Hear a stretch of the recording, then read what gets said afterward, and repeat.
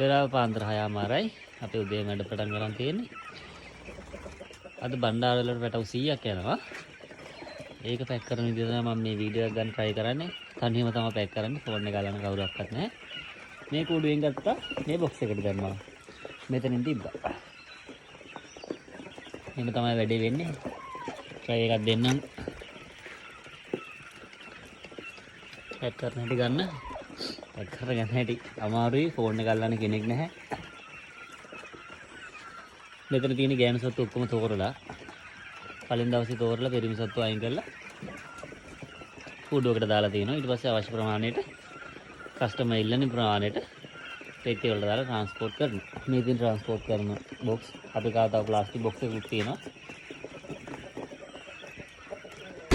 මේ තියෙන අර බණ්ඩාර වලට යන ඕඩර් එක මේක මම බයික් එකේ මෙතන තමයි ගැට ගහගෙන ආවේ. ඒක මට වීඩියෝ එකක් කරගන්න බැම්මට වුණා.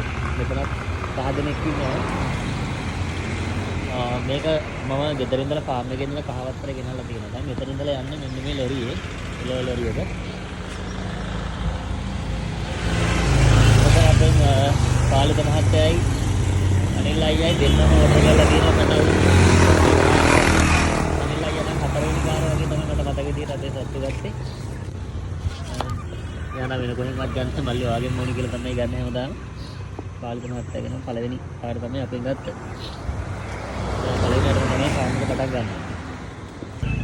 මේව තමයි මෙයාලා බණ්ඩාර වලට යන්නේ.